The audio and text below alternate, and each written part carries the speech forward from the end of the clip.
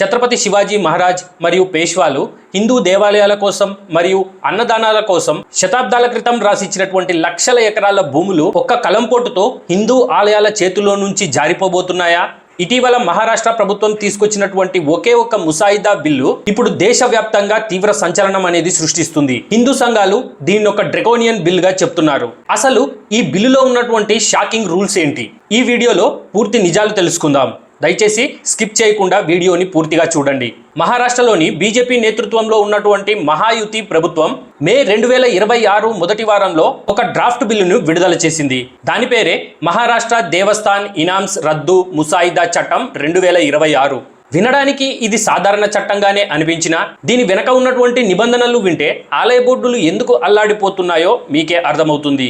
ఈ ముసాయిదా బిల్లులో ఉన్నటువంటి మొదటి మరియు అత్యంత వివాదాస్పద రూల్ ఏంటంటే, శతాబ్దాల క్రితం రాజులు దేవాలయాల నిర్వహణకు ఇచ్చినటువంటి ఇనాం భూములను రద్దు చేయటం. అంటే ప్రస్తుతం ఆ భూముల్లో ఎవరైతే అద్దెకు ఉంటున్నారో లేదా కౌలుకి ఆ భూమిని సాగు చేసుకుంటున్నారో వారికే ఆ భూములపై పూర్తి యాజమాన్యాన్ని కట్టబెట్టడం ఈ బిల్లు యొక్క ముఖ్య ఉద్దేశం. దీనివల్ల మొత్తం మహారాష్ట్రలో ఉన్నటువంటి 4 లక్షల హెక్టార్ల ఆలయ భూములు అనేటివి శాశ్వతంగా దేవాలయాల చేతుల్లో నుంచి చేజారిపోతాయి. అంతేకాకుండా ఈ ముసాయిదా బిల్లులో ఉన్నటువంటి ఇంకో డ్రాకోనియన్ రూల్ ఏంటంటే, ఈ బిల్లులోని క్లాజ్ 18 ప్రకారం ఈ భూముల విషయంలో రెవెన్యూ అధికారి ఎలాంటి నిర్ణయం తీసుకున్నా కూడా దానికి వ్యతిరేకంగా ఆలయ ట్రస్టులు కానీ భక్తులు కానీ ఏ సివిల్ కోర్టుకి వెళ్ళటానికి హక్కు లేదు. అంటే లోకల్లో ఉన్నటువంటి రెవెన్యూ అధికారులు ఈ దేవాలయాల భూముల విషయంలో ఎటువంటి నిర్ణయం తీసుకున్నా కూడా కనీసం ఆ భక్తుడు కానీ లేదా ఆ ఆలయ నిర్వహణ బోర్డు వారు కానీ న్యాయం కోసం కోర్టు మెట్లు ఎక్కే హక్కును కూడా ఈ బిల్లు నిరాకరిస్తోంది.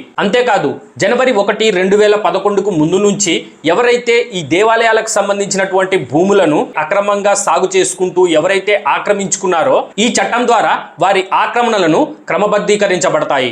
అంటే ఎవరైతే ఈ దేవాలయాల భూములు ఆక్రమించుకొని కబ్జా చేసుకొని అక్కడ లాభం పొందుతున్నారో వారికి లీగల్ గా చట్టపరమైనటువంటి హక్కులు లభిస్తాయి. మరోవైపు హిందూ సంఘాలు ఈ మహారాష్ట్ర ప్రభుత్వాన్ని ఒకే ఒక ప్రశ్న అడుగుతున్నాయి.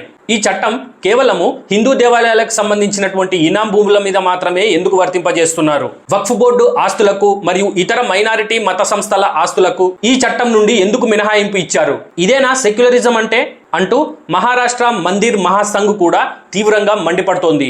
అయితే ఈ బిల్లుపై ప్రభుత్వం ఏం చెప్తోంది? శతాబ్దాలుగా నలుగుతున్నటువంటి ఈ భూ వివాదాన్ని పరిష్కరించడానికని ఆయా ప్రాంతాల పునరాభివృద్ధి కోసం మాత్రమే ఈ అడుగు వేస్తున్నట్టు మహారాష్ట్ర ప్రభుత్వం చెప్తోంది.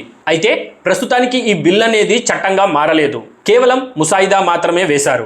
ఎవరికైనా ఈ బిల్ పై అభ్యంతరాలు ఉంటే వారి అభ్యంతరాలను తెలపడానికి జూన్ 5, 2026 వరకు మహారాష్ట్ర ప్రభుత్వం గడువు ఇచ్చింది. ఇప్పుడు ప్రస్తుతం హిందూ సంఘాలు తీవ్ర నిరసనలు చేస్తున్న నేపథ్యంలో ఆలయ బోర్డులతో సంప్రదింపులు జరిపి చర్చలు చేస్తాము అని చెప్పేసి మహారాష్ట్ర ప్రభుత్వము హామీ ఇచ్చింది. మరి దేవాలయాల ఆస్తులను కాపాడటానికి ప్రభుత్వం ఈ బిల్లును వెనక్కి తీసుకుంటుందా లేదా అని చెప్పేసి భవిష్యత్తులో చూడాలి. ఒకవేళ మహారాష్ట్ర ప్రభుత్వం నిజంగా మహారాష్ట్రలోని భూ వివాదాలను పరిష్కరించాలి అనుకుంటే ఖచ్చితంగా హిందూ దేవాలయాలకు సంబంధించినటువంటి ఇనాం భూములు అలాగే ఇతర మైనారిటీ మత సంస్థలకు సంబంధించినటువంటి ఇనాం భూములను అన్నిటినీ కూడా ఈ బిల్లులోకి తీసుకురావాలి.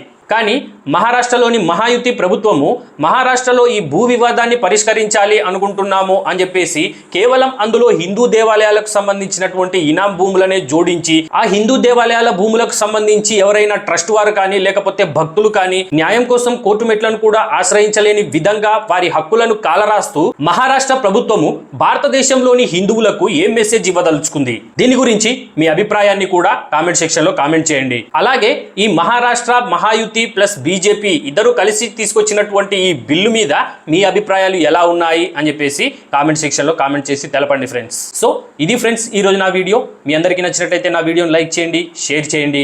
ఇంకా నా ఛానల్ ఎవరైనా సబ్స్క్రైబ్ చేసుకోని వాళ్ళు ఉంటే ఖచ్చితంగా సబ్స్క్రైబ్ చేసుకోండి ఫ్రెండ్స్. ఒక మంచి వీడియోతో మళ్ళీ కలుద్దాం.